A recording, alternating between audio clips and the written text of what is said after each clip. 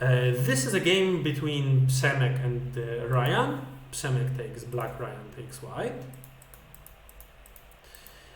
And this is actually the shortest game. Alright, but don't worry, we still have two very interesting games to review afterwards. And I said in the email that we will talk a bit about the pincers after Komoku Josekis. So this is the good moment to start. And we will still talk more during the next game. So, black presses down. It is possible to play calmly, but it is also very common to play aggressively and cut. Now black needs to start a fight, and there are two options. There is this option and that. And in the game we have this one. So, in general, this block at A is met more often in the case of C and D pincers, of the high pincers. Why? Because of some very particular stuff in the continuations. Now black doesn't have to block. It's very interesting to realize that after white plays Hane, it's possible to jump. And it's not the only Joseki in which this possibility exists. For example, there is a Joseki like this. This is a bit of an overplay by black to cut white. After this, go and cut white. And then when black plays Hane, maybe this is the strongest move to jump. Why exactly? Because it strengthens white in the corner. And if we play like this, then what should white do? If white extends like this, the corner is still pretty fragile. We get even more strength on the outside. If white plays from the outside, also not really the best, because white needs to go back to the corner. Probably this is the strongest move, and then maybe still black will manage to not play that one. I don't know what exactly will be, but anyway, it might be that one day black plays in the corner a stronger move. Alright, in the game it looks like this, and then black added a move. This is a mistake. We don't add a move here. Before we add a move there, we play Atari and then play here. This variation is a bit risky for black because white has a strong continuation, push. Remember that you push as many times as the Hane will be annoying for black, and this is until it is pushing against 3 stones, right? Because we know the proverb that Hane on the head of 3 stones is painful. So now black still needs to extend, and it is also in the other two Josekis when the pincer is not at C but at A or at B. So we push thrice. It is also possible to push a bit less times, but we are allowed to push thrice, and then we cut. And this is difficult for black. Black might still find some way to live. Like maybe black will get out, but white will have a strong wall. And even if black gets out, it is probably a little bit better for white. Oh, sorry. I wanted to still talk a bit more about this one. Is ladder necessary to play f5? Because white can try to cut at d6. f5. Sorry. Tap. To play f5 because... Okay, so there is this possibility of cut. And we will also talk about it a bit more, but in general this cut is something we don't worry about. So even if the ladder is not there, we can push. Now we have 5 liberties, so we cannot yet play in the corner because we will die, right? So we push once more, and if white continues to answer, now we play in the corner. And now white cannot play this because we go here. So white answer move in the corner, black can even maybe continue and then push again. And this is pretty difficult for white to manage it, to not die. Probably black will add a move like this and then well, here there is this terrible squeeze. So this is just bad for white. But white can try to make it a bit stronger by playing such a move and then cut, but still it's not recommended. It's not recommended. So no, the ladder is not necessary. Unless there are some other variations which I don't know of. Okay, so push, and then maybe it's a bit risky for white to really try to kill black, even though white also can get more liberties, right? So this might be bad for white, but I think that this would be already good for white. If black plays a bit more modestly, then white should have more liberties. You can try to check it on your own. Anyway, this is some sort of joseki. In the game, black played here, and now white should of course play this one. Of course, because white doesn't really need that stone for black's shape to have a weakness. Remember that black played the jump, not this move, right? And this move has a weakness here, but at least black stones are connected. That move though has a weakness here. White can just cut black or play any other move like this. So we don't need to push out. And of course we can understand it if we think of it that, well, black didn't require us to do so. So we would rather be eager to play a move which black was supposed to play.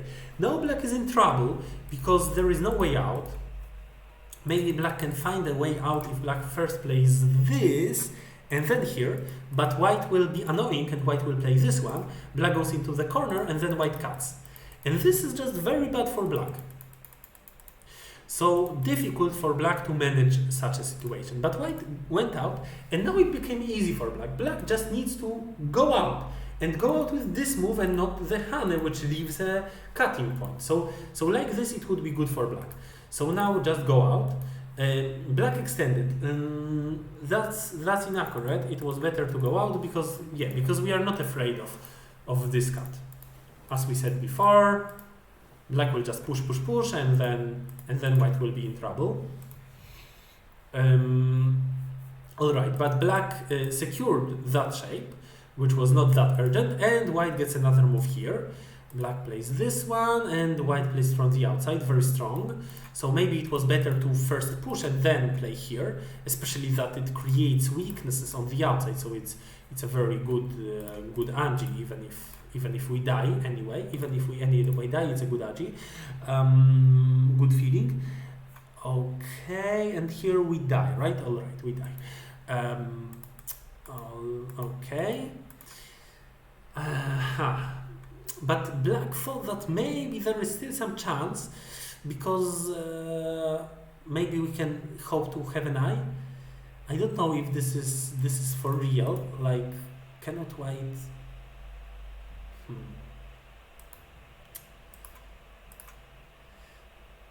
Is there no? Maybe there is some eye. So black hoped for this.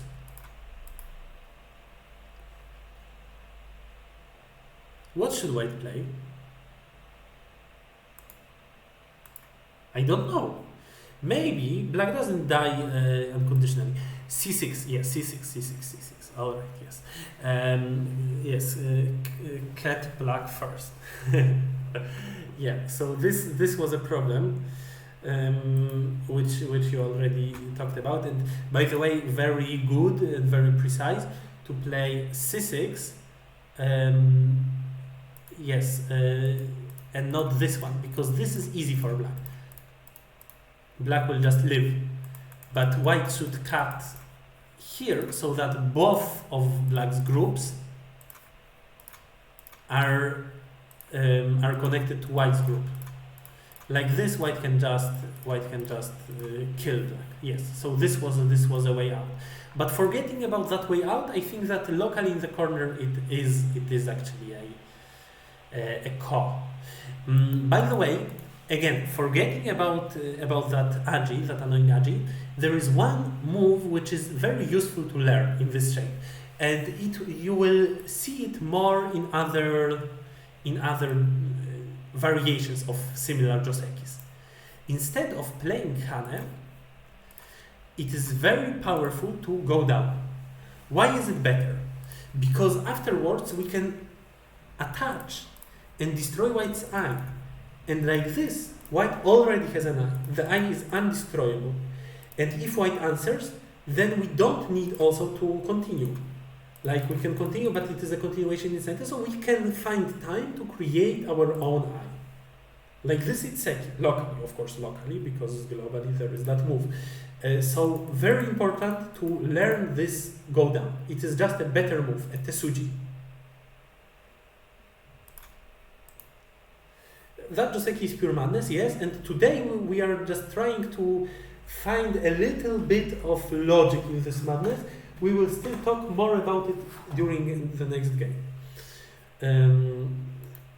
Okay, so this, and then white started the call, which was a mistake, because white didn't see that there is that cut very strong. Black creates co-threats. I would be more bold and I would play another move, because now the co-threat will be very big, and in the game the co-threat won't be as big. But white still answered, so it's good. Now white has threat and we cannot fight, of course. So if white doesn't see this possibility, which is of course the best here, then what white should do is play here and then start the call. Because then we have actually big threats. But in the game, white's threats are not so big. Black just ignores. And in the end, black is not too terrible, because black will manage to live on the bottom, probably. Well, black is bad. The stones on the outside are useless. So black is bad, but maybe we can still continue, especially if our opponent makes mistakes. Now white did. So where should white play now? Black has one eye, right? Either here or here. So this is exactly one eye, what black has. White's correct move, white's correct attacking move is here. Destroy this eye and press black into our strength, right? Of course, this is the very basic strategy in Go, and then play something like this. This would be very good for white. But white tries to put more pressure on black, and then black can just cut through. Now white realized that white is playing bad, which is shown by his command. But even though white realized this, white still didn't realize that there is a way out of this bad decision. Right now, white doesn't need to save this single stone. Why would white do it? White can play from the outside. Again, will black start a call really and risk so much? Black will connect. And then we more or less get the variation which we wanted.